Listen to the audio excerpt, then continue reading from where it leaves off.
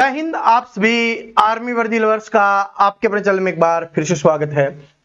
दोस्तों, आज हम करने वाले हैं आर्मी अग्निवीर 2025 के लिए जीके जीएस के इंपॉर्टेंट क्वेश्चंस का टेस्ट। और आप ये समझ लेना कि आपका ये रियल पेपर का टेस्ट होने वाला है। तो देखते हैं आप इसमें कितना स्कोर करते हो। और जो क्वेश्चंस का लेवल आज मैंने रखा है बिल्कुल आपके एग्जाम के लेवल का है, यानी कि जो आपका एग्जाम मॉडरेट लेवल का होता है वही आज होने वाला है। और इसमें वो क्वेश्चंस हैं जो आपके एग्जाम्स में काफी बार पूछे गए हैं, बार बार पूछे जाते हैं और अभी आने वाले एग्जाम्स में भी आपसे पूछे जाएंगे।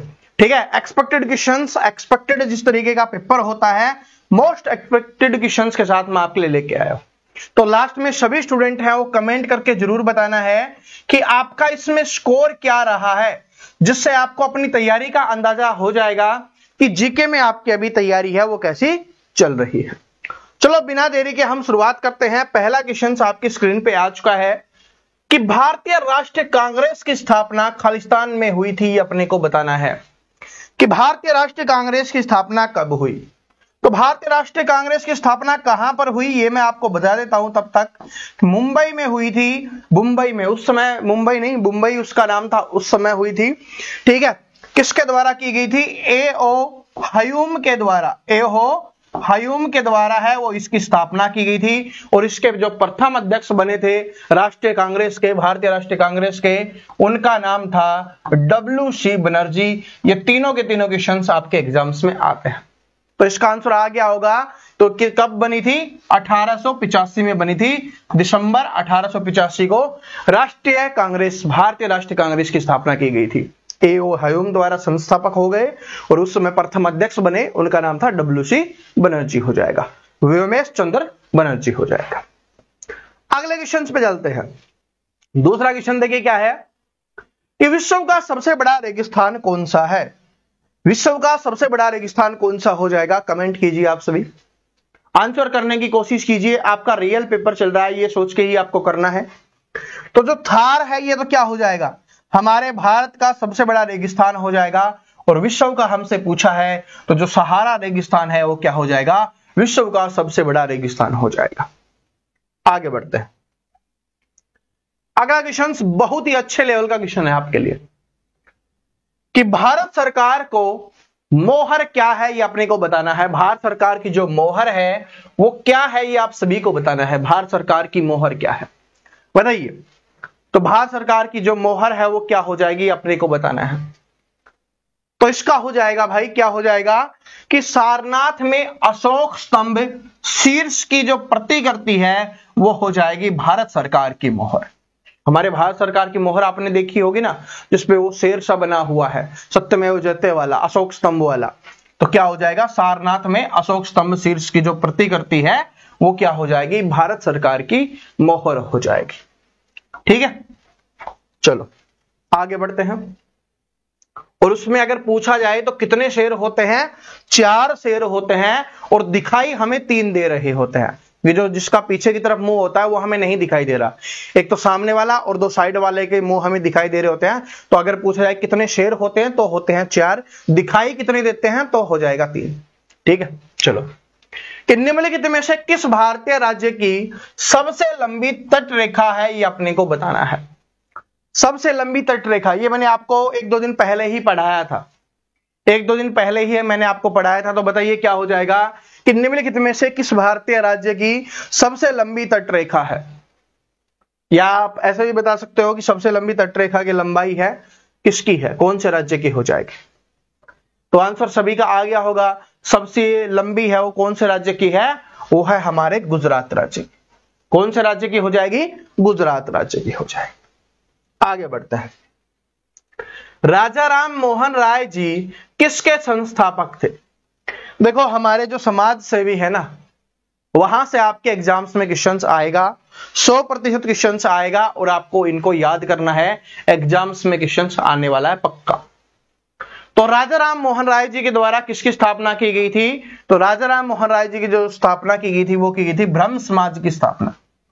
ठीक है, ब्रह्म समाज की स्थापना है वो राजा राम मोहन राय जी के द्वारा की गई थी, ये अपने को ध्यान रख लेना है। क्वेश्चन नंबर 6 का सभी स्टूडेंट आंसर करेंगे। कि भारत की पहली विद्युत रेल, जिसको क्या कहा जाता है, डेक्कन क्वीन, जिसका नाम है, किनके बीच चलाई गई थी, ये अपने को बताना है। सबसे पहले तो एक क्वेश्चन ये याद कर लो आप सभी कि भारत की पहली विद्युत रेल कौन सी है, तो वो हो जाएगी आपकी भाई डेक्कन क्वीन हो जाएगी। कौन सी हो जाएगी? डेक्कन क्वीन है, भारत की पहली विद्युत ट्रेन है। ठीक है। और वैसे अगर बात करें हम, तो भारत की पहली ट्रेन कब चलाई गई थी? वो चलाई गई थी भाई 1853 में। कहां से कहां तक चली थी? मुंबई से थाने तक। मुंबई से थाने तक डलहौजी के शासनकाल में चलाई गई थी। ये एग्जाम्स में आता है, ये याद रख लेना। लेकिन इसमें हमसे क्या पूछा है? विद्युत ट्रेन आपसे पूछी है। तो ये कहां से कहां तक चली थी डेक्कन क्वीन? तो ये हो जाएगा आपका मुंबई से पुणे। ठीक है, ये कहां से चली थी? मुंबई से पुणे तक चली थी डेक्कन क्वीन, जिसका नाम है, याद रख लेना, बहुत इंपॉर्टेंट है। बहुत बार एग्जाम्स में आया हुआ क्वेश्चन था, पिछला बहुत ज्यादा इंपॉर्टेंट क्वेश्चन है। ठीक है जी, चलो। किस शासक ने भारत में तुगलक वंश की नींव रखी थी या तुगलक वंश की स्थापना की थी? मैंने आपको बताया हुआ है कि भाई सारे के सारे हैं, आपको वो याद कर लेने हैं वंशों के संस्थापक, क्योंकि यहां से आपके एग्जाम्स में क्वेश्चन है वो आएगा ही आएगा। जैसे मुगल वंश की बात करें तो मुगल वंश का संस्थापक कौन हो जाएगा? बाबर हो जाएगा। मौर्य वंश का संस्थापक कौन हो जाएगा? चंद्रगुप्त मौर्य हो जाएगा। गुप्त वंश का संस्थापक कौन हो जाएगा? श्रीगुप्त हो जाएगा। इस तरीके से ये आपको बताना है कि तुगलक वंश का संस्थापक कौन हो जाएगा। तुगलक वंश का संस्थापक कौन होगा? तो ये हो जाएगा आपका गियासुउद्दीन तुगलक। ठीक है, गियासुउद्दीन तुगलक हो जाएगा, ये अपने को याद रख लेना है। आगे बढ़ते हैं। ठीक है, गुलाम वंश की स्थापना किसके द्वारा की गई? ये आप सभी कमेंट करके बताओ। एक वंश में आपसे पूछता हूं, गुलाम वंश, एग्जाम्स में आने वाला क्वेश्चन है। गुलाम वंश की स्थापना है किसके द्वारा की गई? ठीक है, मैं कई बार आपको याद करवा चुका हूं, तो सभी स्टूडेंट को आंसर करना है कि गुलाम वंश की स्थापना है किसके द्वारा की गई। बोध गया एक महत्वपूर्ण बौद्ध तीर्थ स्थल क्यों है, ये अपने को बताना है। तो बोध गया में क्या हुआ था, ये अपने को बताना है भाई। बोध गया में क्या हुआ था, बताओ। बोध गया महत्वपूर्ण बौद्ध तीर्थ स्थल क्यों है? गर्मी बहुत तेज हो रही है, बारिश का मौसम चल रहा है। ठीक है, क्योंकि बाहर बारिश हो रही है तो लाइट गुल है। ठीक है, लेकिन आपके लिए करवाना जरूरी था, क्योंकि ये इंपॉर्टेंट क्वेश्चन है, आपको मोटिवेशन देगा। जहां पर भी आपकी कमी लग रही है, अगर स्कोर कम होगा तो आपको लगेगा और पढ़ना चाहिए। अच्छा स्कोर आ रहा है तो मोटिवेशन मिलेगा कि हाँ अच्छा स्कोर हो रहा है, आप और मेहनत करोगे। समय बहुत कम बचा है। ठीक है, समय बहुत कम बचा हुआ है। और आपका कोई भी डाउट है ना, किसी भी छोटे से टॉपिक पर भी आपको वीडियो चाहिए या कोई भी डाउट है, तो आप सभी स्टूडेंट है कमेंट करके बता देना। मैं इंस्टाग्राम पर हर एक छोटा वीडियो बनाकर आपको बता दूंगा। ठीक है, हर एक टॉपिक का, जैसे मैंने तुक्के लगाने वाले पे बना दिया है, और भी जो भी आपका डाउट है वो आप कमेंट कर देना, कल उस पे आपको वीडियो मिल जाएगा। ये देखो कि बोध गया एक महत्वपूर्ण बौद्ध तीर्थ स्थल है। क्यों है भाई? क्योंकि यहां पर गौतम बुद्ध जी को ज्ञान की प्राप्ति हुई थी। ज्ञान की प्राप्ति कहां पर हुई थी? बोध गया बिहार में हुई थी। बौद्ध धर्म बहुत प्यार से पढ़ाया हुआ क्वेश्चन है। क्वेश्चन नंबर 9 है कि महात्मा गांधी ने भारतीय राष्ट्रीय कांग्रेस के निम्नलिखित में से कौन से स्तर की अध्यक्षता की थी? तो महात्मा गांधी जी ने सिर्फ एक की। ठीक है, सिर्फ एक जो आपका क्या हुआ था, जो सत्र था उसकी अध्यक्षता है की गई थी। ठीक है, तो बताओ किसकी की गई थी? सिर्फ एक की। ठीक है, तो यह हुआ था सन 1924 में बेलगांव अधिवेशन। कौन से अधिवेशन की थी? बेलगांव अधिवेशन की थी सन 1924 में। सिर्फ एकमात्र अधिवेशन की अध्यक्षता महात्मा गांधी जी के द्वारा की गई है, वो है बेलगांव अधिवेशन 1924 में। ठीक है, महात्मा गांधी जी, याद कर लेना। आगे बढ़ते हैं। और एक महात्मा गांधी जी से स्टूडेंट को कंफ्यूजन हो जाता है कि इनको महात्मा किसने कहा, एक तो ये हो जाता है, और दूसरा क्या है, राष्ट्रपिता किसने कहा। राष्ट्रपिता, तो राष्ट्रपिता किसने कहा, यह कंफ्यूजन होता है। तो राष्ट्रपिता तो कहा गया था भाई सुभाष चंद्र बोस जी के द्वारा किया गया था। किसके द्वारा कहा गया था? सुभाष चंद्र बोस जी के द्वारा कहा गया था। और महात्मा किसने कहा, ये आप सभी कमेंट करके बताओ। ठीक है, ये आप सभी को कमेंट करके बताना है कि महात्मा किसके द्वारा कहा गया था। जो नहीं याद है तो अगले क्वेश्चंस में, अगली क्लास में मैं रिवीजन करवाने वाला हूं हिस्ट्री के सारे क्वेश्चंस का, तो उस समय मैं आपको बता दूंगा। ठीक है, अगर याद है तो सभी स्टूडेंट को कमेंट करना है, इससे आपको अच्छा लगेगा, इसलिए मैं आपसे पूछ रहा हूं। ठीक है, कि हमें पता है सर जो क्वेश्चंस पूछ रहे हैं। देखो क्या है, संयुक्त राज्य अमेरिका ने किस वर्ष दूसरे विश्व युद्ध में प्रवेश किया था, ये अपने को बताना है। संयुक्त राज्य अमेरिका की बात हो रही है, यूएसए की बात हो रही है। तो यूएसए ने किस वर्ष दूसरे विश्व युद्ध में प्रवेश किया था, दूसरे विश्व युद्ध में भाग लिया था, ये अपने को बताना है। तो जो यूएसए ने कब लिया था भाई, 1941 में। और अब जो हालात भी पैदा कर रहा है ना विश्व युद्ध के, वो भी यूएसए ही कर रहा है। ठीक है, पता नहीं अमेरिका को क्या हो गया है, क्यों वो मानवता के साथ खिलवाड़ करना चाहता है, कभी किसी दो देशों को भिड़ा देता है, कभी किन दो देशों को भिड़ा देता है। जब से ट्रंप आया है उसका एंटेना हिल गया है। ठीक है, वो भाई छटक गया बेचारा। ठीक है, वास्को डी गामा एक पुर्तगाली अन्वेषक ने किस वर्ष में भारत के समुद्री मार्ग की खोज की थी, ये अपने को बताना है। तो वास्को डी गामा एक पुर्तगाली था, तो वास्को डी गामा ये तो आपको पता ही चल गया, लेकिन कब खोज की थी ये अपने को बताना है कि खोज कब की गई थी। समुद्री मार्ग की खोज, भारत के समुद्री मार्ग की खोज कहां पर आया था, कालीकट बंदरगाह पर आया था। कालीकट बंदरगाह पर, कौन से बंदरगाह पर आया था ये भी पूछा जाए तो कालीकट बंदरगाह पर आया था। कब आया था, 1498 में। 1498 में कालीकट बंदरगाह पर आया था और इसने समुद्री मार्ग की खोज की थी। ठीक है जी, चलो आगे बढ़ते हैं। निकला था भारत के समुद्र मार्ग की खोज करने के लिए कोलंबस, और कोलंबस ने किसकी खोज कर दी थी, अमेरिका की कर दी थी, ये भी अपने को ध्यान रख लेना है। राज्यसभा के सदस्य खालिस्तान मत पद्धति द्वारा निर्वाचित किए जाते हैं। तो आपको बताना है कि जो राज्यसभा के सदस्य होते हैं वो कौन सी पद्धति के द्वारा निर्वाचित किए जाते हैं, राज्यसभा के सदस्य।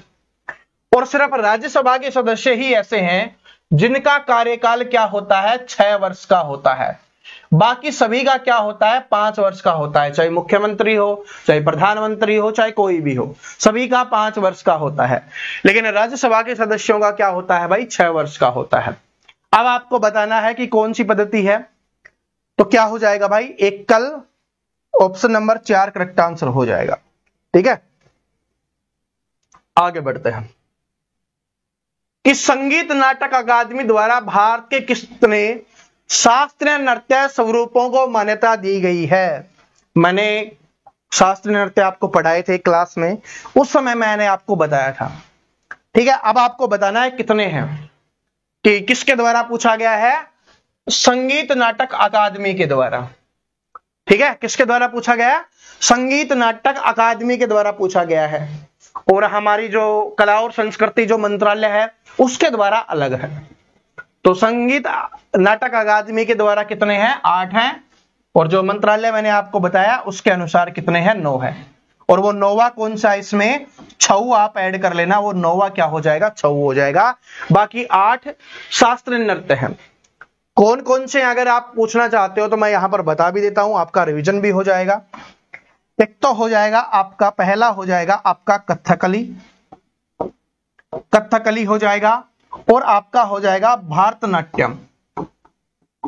ठीक है, कथकली और आपका भारतनाट्यम हो जाएगा। ठीक है, और इसके अलावा हम बात करें, तीसरे की बात करें, क्योंकि दूसरा हो गया कथकली, भारतनाट्यम हो गया, मोहिनी अट्टम हो गया। ठीक है, मोहिनी अट्टम, कथकली और जो मोहिनी अट्टम है ये कहां के हैं, ये आपके केरल के हो गए। ठीक है, भारतनाट्यम कहां का हो गया, ये भी आपसे पूछेगा राज्य का, तो ये हो जाएगा तमिलनाडु का हो जाएगा अपना। ठीक है, 3 हुए हैं ना। चौथा हम लिख लेते हैं उड़ीसा का उड़ीसी, मणिपुर का मणिपुरी, ये हो गए। इसके अलावा आपका कौन सा बच गया भाई, स्त्रिया हो गया, स्त्रिया हो गया, ये कहां का हो जाएगा, आपका असम का हो जाएगा। ठीक है, और एक कुचिपुड़ी बच गया है आपका, कुचिपुड़ी, ये कहां का हो जाएगा, ये आपका आंध्र प्रदेश का हो जाएगा। ठीक है, ये आपका आंध्र प्रदेश का हो गया, ये आपका आंध्र प्रदेश का हो गया। इसके अलावा आपका एक और बचा हुआ है, वो कौन सा बचा हुआ है अभी मुझे ध्यान नहीं आ रहा, आप देख लेना। ठीक है, इनमें से कौन सा है?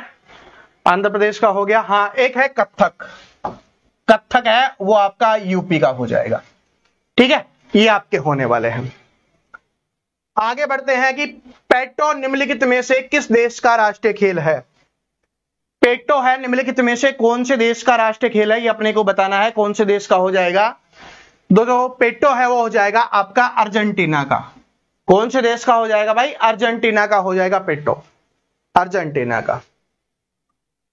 आगे बढ़ते हैं कि निम्नलिखित में से किस भारतीय खगोल भौतिकविद ने साहस्मीकरण विकसित किया था जो तारों में भौतिक और रासायनिक स्थिति का वर्णन करता है? यह इंपॉर्टेंट क्वेश्चन है। किस भारतीय खगोल भौतिकविद ने साहस्मीकरण विकसित किया था? कौन सा साहस्मीकरण विकसित किया था? बताइए आप कौन सा है?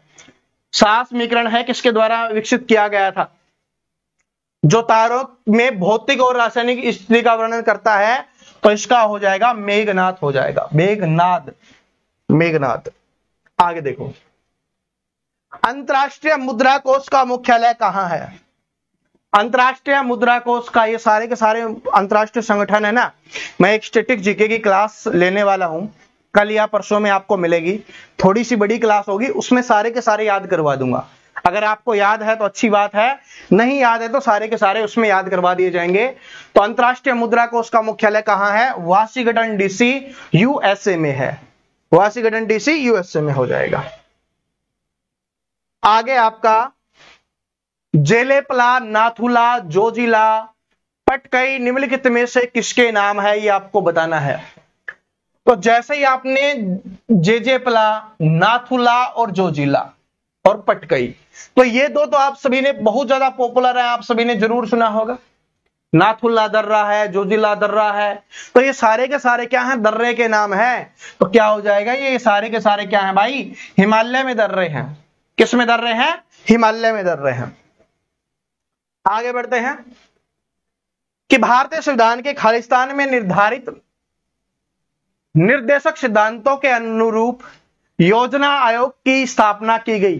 तो कौन से अनुच्छेद में आपको बताना है कि कौन से अनुच्छेद के अनुरूप है वो योजना आयोग की है वो स्थापना की गई है, ये अपने को बताना है। बताओ कौन से अनुच्छेद के अनुरूप हो जाएगा? तो ये हो जाएगा भाई अनुच्छेद नंबर 39 के, ठीक है, अनुच्छेद नंबर 39। आगे बढ़ते हैं कि बंबई शेयर बाजार किस वर्ष स्थापित हुआ? देखो वैसे तो आपके में अर्थव्यवस्था है ना, वो बहुत कम पूछेगा, इकोनॉमिक्स आएगा नहीं, एक आधा क्वेश्चन आएगा। लेकिन उसमें से आपको दो चीजें याद कर लेनी है। एक तो पंचवर्षीय योजना आपको पढ़ लेना है, पंचवर्षीय योजना, ठीक है। पंचवर्षीय योजना आपके एग्जाम्स में पिछली बार 2014 में आई थी, तो पंचवर्षीय योजना आपको पढ़ना है। और इसके अलावा थोड़ा सा और पढ़ लेना, ठीक है। और मैं आपकी एक इकोनॉमिक्स की क्लास भी करवा दूंगा बिना बताए, क्योंकि बता के करूंगा तो आप इकोनॉमिक्स पढ़ोगे नहीं, ठीक है। लेकिन जो क्वेश्चन आ सकते हैं ना, उनकी एक एक्सपेक्टेड क्लास मैं आपकी कर दूंगा, ठीक है। एग्जाम से पहले ही हो जाएगी, टेंशन मत लो, 29 तारीख से पहले ही। तो बंबई शेयर बाजार जिसको BSE बोला जाता है, किस वर्ष स्थापित किया गया था ये अपने को बताना है। तो कौन से वर्ष में स्थापित किया गया था? 1875 में इसको स्थापित किया गया था। भाई गर्मी बहुत ज्यादा हो चुकी है, अभी भी बारिश चल रही है बाहर, ठीक है, लेकिन लाइट का कोई अता पता नहीं है। तो क्या हो जाएगा? ऑप्शन नंबर 4 करेक्ट आंसर हो जाएगा। तो ये आपके 20 क्वेश्चंस यहां पर होते हैं। तो सभी को स्टूडेंट को कमेंट करके बताना है कि आपका 20 में से क्या स्कोर रहा है। और आपको किसी भी टॉपिक के ऊपर छोटा सा वीडियो चाहिए, आपको कोई जानकारी चाहिए, तो कमेंट करके बता देना, मैं इंस्टाग्राम पर वीडियो बना दूंगा। और जो अभी तक इंस्टाग्राम पर नहीं जुड़े हैं, इंस्टाग्राम का लिंक डिस्क्रिप्शन में दिया हुआ है, तुक्के कैसे लगा सकते हैं और भी बहुत सारी चीजों के बारे में वहां पर आपको क्लास मिलती है, ठीक है, वीडियो आपको मिल जाता है। तो सभी को क्या करना है? वो इंस्टाग्राम पर चले जाना है, लिंक डिस्क्रिप्शन में दिया हुआ है।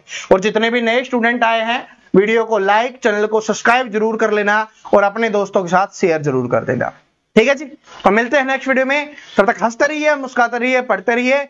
जय हिंद, वंदे मातरम।